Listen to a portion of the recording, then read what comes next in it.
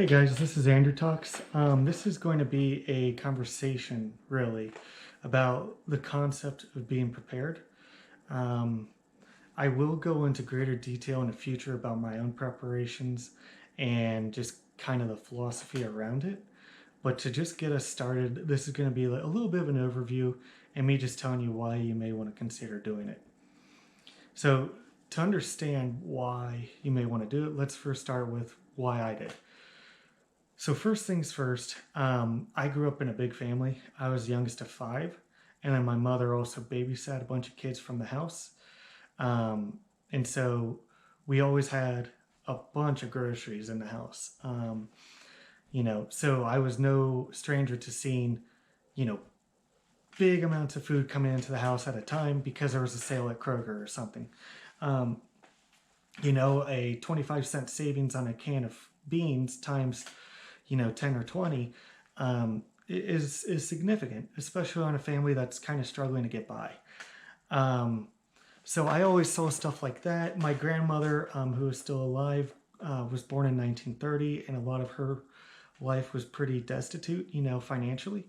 And so, the idea of saving money, couponing like crazy, or buying in bulk when there's a good price was kind of always etched to my mind.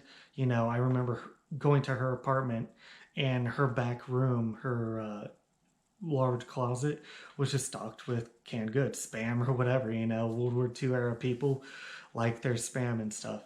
It kind of wore off on me as well, which is funny. A lot of people don't like spam.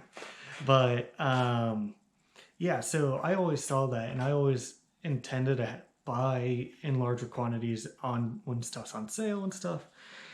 And yet, a lot of times I was kind of unable financially to do so. Um, so as I was getting older and everything else, and I was watching YouTube, I'd watch like guys reviewing guns or knives or whatever, like fun stuff I really enjoy. They would also talk a little bit about preparedness if, there were a natural disaster or whatever. Well, in that same time when I was in high school, we had a hurricane. I was in Ohio, but there was a big hurricane that came up, from the Gulf and everything else, and it hit like a high pressure zone. And so all that wind, the hurricane was over land and everything else, and it was way, way up north. It hit a high pressure and it just jumped down, and it just wiped out all of the electricity. I was outside at the time with my one of my friends, and we were just looking around, wondering why everything was whipping with wind so bad. And a power line snapped, and it almost, we had to jump down and like avoid it because it zipped over our heads. And it was real scary. His house caught on fire because the electric was zapping and stuff like that. I mean, it was real crazy. Well, parts of our area in Ohio were out of power for about 2 weeks. We played board games by candlelight, whatever. I walked home in the dark at night. It was summer vacation. So I'd walk home through the woods by moonlight and stuff like that. But it was real memorable. It was really fun. I liked it. It was just really novel. It was an adventure for me. But it always was in my mind that, you should be somewhat ready if anything happens, like a natural disaster, tornadoes, or earthquake, whatever. So, I get older and everything else, and I really don't have the money to do so. But I eventually am living in Maryland with my fiance. When we were there, this was about 2 years ago,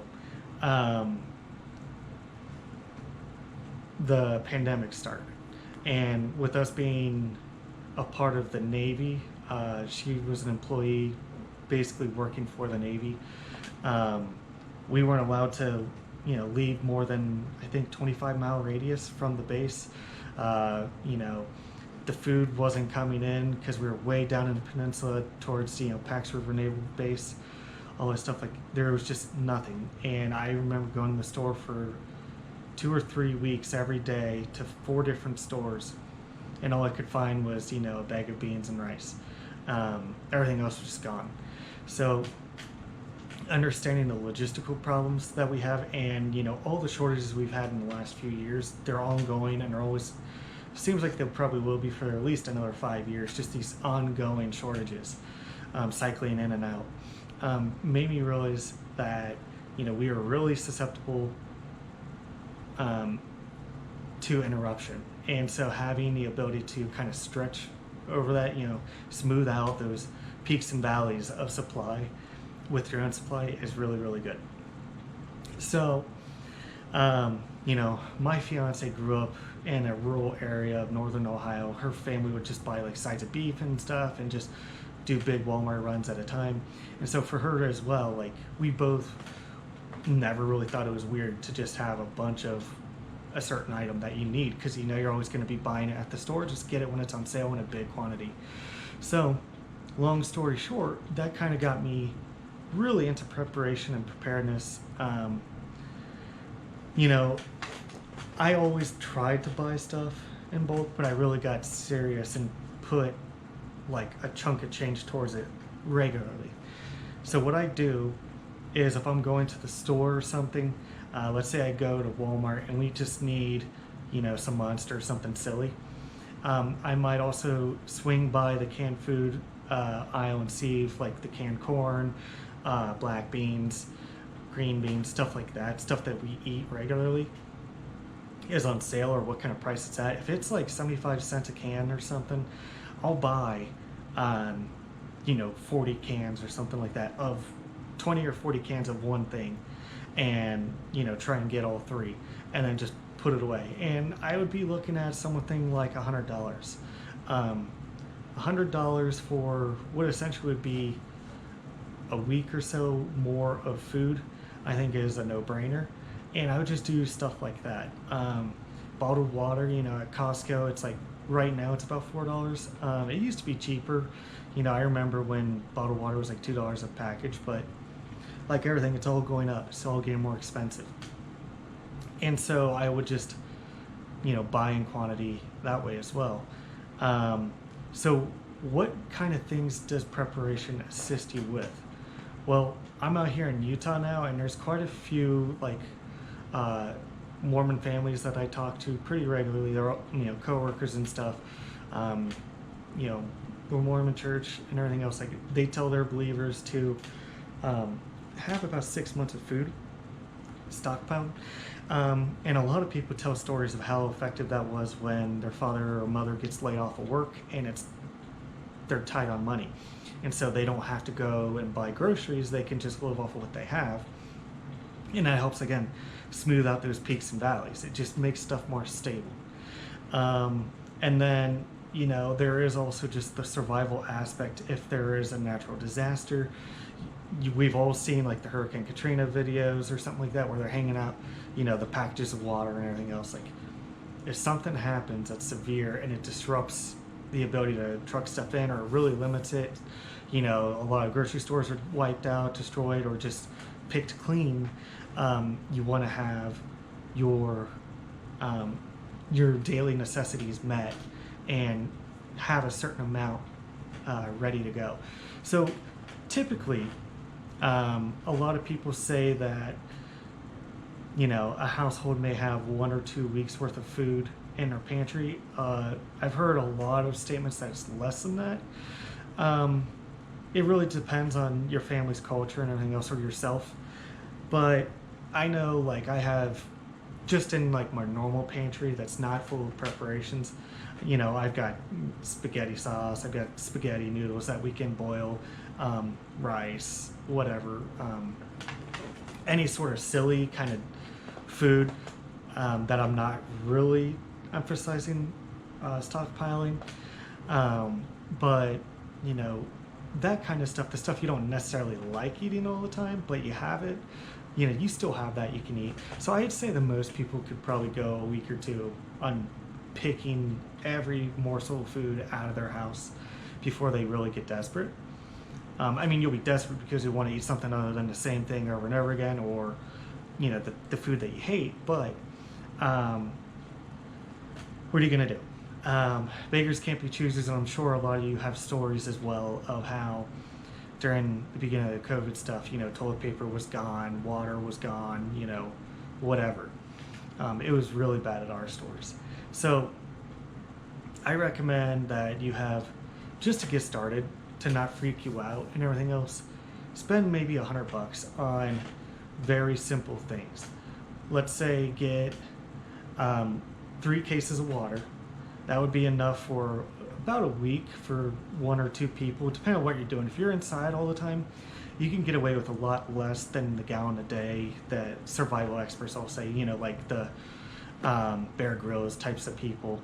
Um, the gallon of water a day for consumption is typically if you're doing activity outside and you're hot and you're sweating and stuff like that. But if you're just laying low, vegging out on the couch, you could definitely get away with a lot less than that. Um, so yeah, like let's just say start with like 3 cases of water to get started.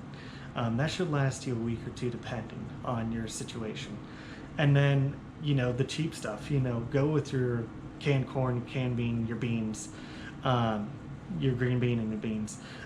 Beans are great because they are calorie dense, and they're also protein and fat, which is going to be critical. That gives you more bang for your buck than the canned vegetables do. The vegetables like corn or green beans, the whole can might be 100 or 200 calories. It's not a lot. So you have to eat a lot of that in order to meet your daily nutritional needs.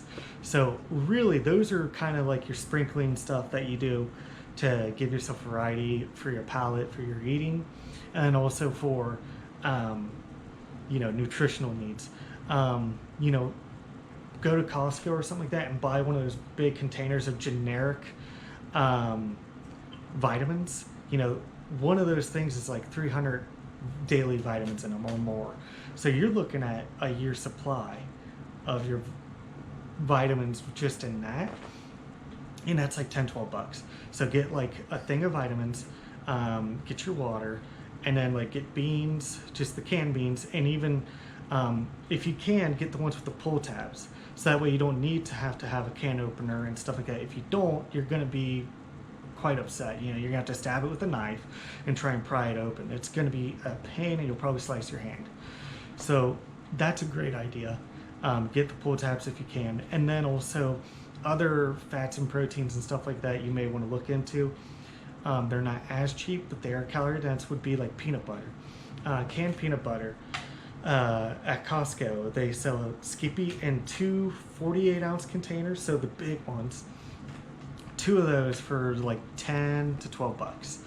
So, and that's enough calories for one person for, I think I did the math, and it was 16 days. So like, just right there, you have your corn, your green bean, your black beans, and you have your peanut butter, your bottles of water, and you have your vitamins. You could easily meet the 2-week mark with just something as simple as those items, and you're probably going to be underneath $100.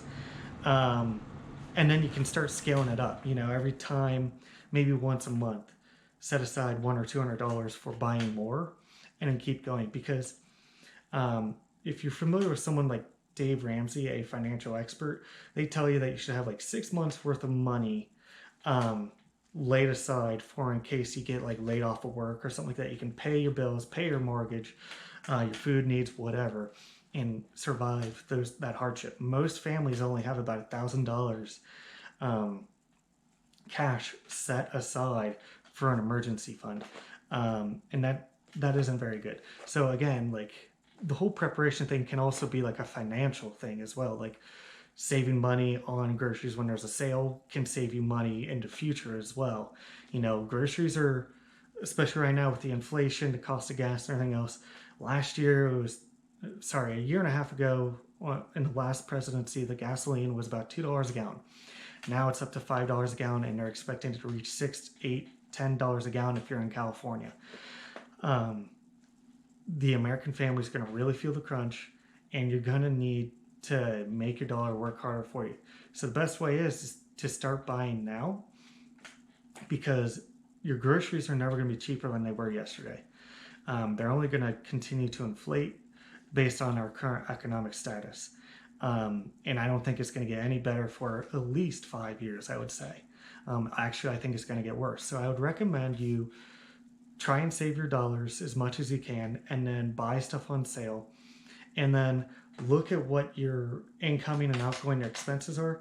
How much money you're bringing in, how much you're putting back out, and see if you can cut, spending money on Chipotle once a week or coffee or whatever, and try and do that stuff from home and save money try to eat out less often, and save money for your own finances because the stock market's crashing right now. Just having tradable goods or tangible goods is always great. Um, for instance, if you have uh, food, let's just say canned goods. If the canned good is $1 right now, it's shelf stable, and you could have it sit on your shelf for 5, 10, 15 years, and it would still be, you know, for what it's worth, the same. Um, Eventually, you will lose nutritional value, but as long as it's not swollen, it's not going to have botulism. It's safe to eat. So you could save a lot of money if you buy um, stuff now for like $1 because it may be $5 in 2 or 3 years. So your money's going to go further today than it will tomorrow. So I would recommend doing that, and you know, put your money in tangible assets because if it's in something like the stock market right now, you're gonna have to ride it out big time. Um, so really, I would say think about how much food you think you need. I would recommend starting to get to that 2 week mark because anyone can do 3 days, or 2 weeks is very doable. It's tangible. It gets you started, and try to do something kind of balanced for nutrition and stuff. It can be repetitive. That's fine. It's cheap to do that. If you want to do rice or something like that or flour, that's fine. You have to cook it though. Having stuff that's not cooked, I think, is preferable. I started by buying 25-pound bags of rice and flour. And, if you have power, that's fine. You can just make your own bread. You can make a bunch of rice. The rice is what, kept so many nations going. So did bread. It's very simple and it's calorie dense and it's shelf stable. As long as it's sealed properly, you really have no worries.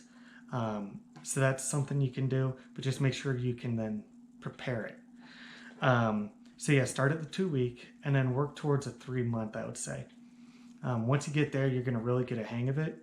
And then you can dabble into stuff like medical, make sure you have the medicines you need, like cold and flu stuff, Advil, vitamins if you have prescriptions. If you can get bigger prescriptions, that'd be great.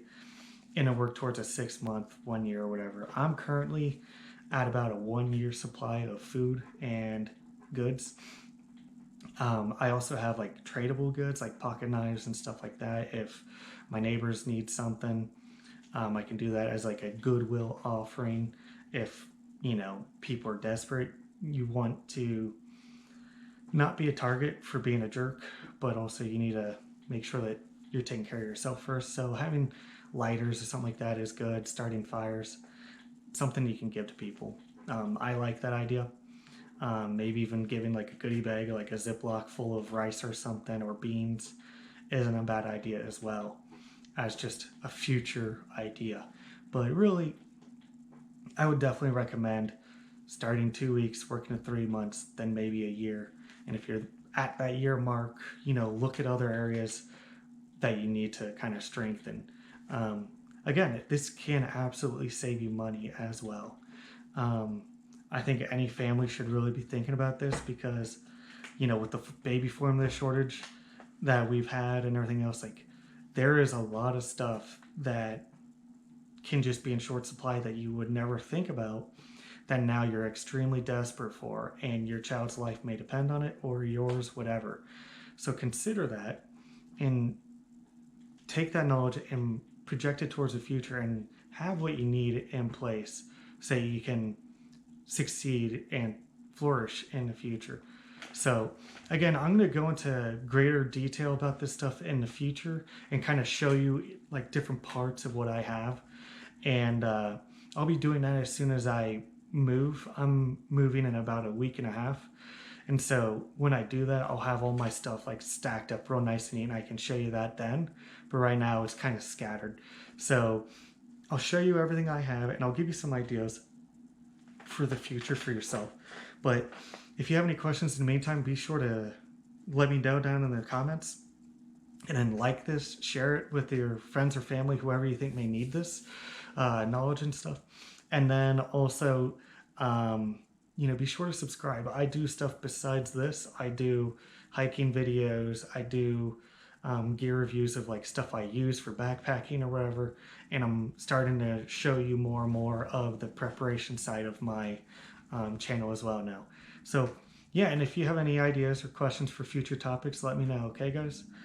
Again, this has been Andrew Talks, and thank you for sitting here and listening to me, guys. Hope it helped you.